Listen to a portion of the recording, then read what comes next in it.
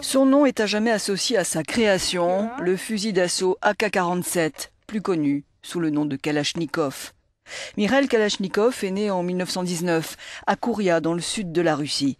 17e d'une fratrie de 19 enfants de Koulaks, la famille est déportée en Sibérie lorsqu'il a 11 ans. Conducteur de char, il est blessé en 1941. Lors de sa convalescence, il dessine un fusil d'assaut petit, fiable et rapide. Retenu par l'État soviétique, la production du Avtomat Kalachnikova 1947 commence justement cette année-là, en 1947, dans cette usine d'armement de l'Oural. Son arme a un énorme succès, on estime à plus de 100 millions le nombre d'AK-47 en circulation dans le monde. Son concepteur expliquait la clé de ce succès. Tout ce qui est compliqué est inutile, disait-il. Tout ce qui est utile est simple. Ça a toujours été ma devise. Et le nom de son fusil est devenu la plus puissante marque du Made in Russia, une garantie de qualité, au point d'être aussi victime des contrefaçons.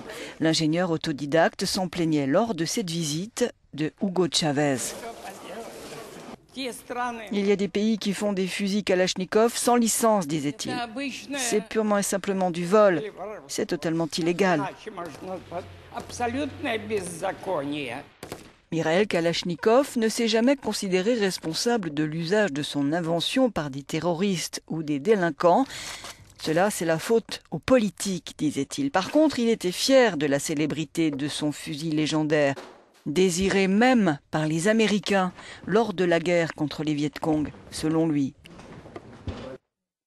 J'ai vu des soldats américains jeter leurs fusils M16 pour ramasser des AK-47 soviétiques, se souvient-il. Mais ce n'est pas tout. J'ai vu la même chose en Irak.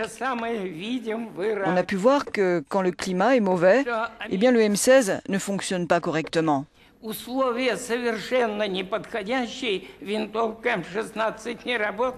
À 90 ans, Mikhail Kalachnikov avait été décoré de la médaille du héros de la Russie par le président russe Dmitri Medvedev à Moscou. Lui qui portait déjà la médaille Lénine, celle de Staline et celle du héros du travail socialiste, entre autres.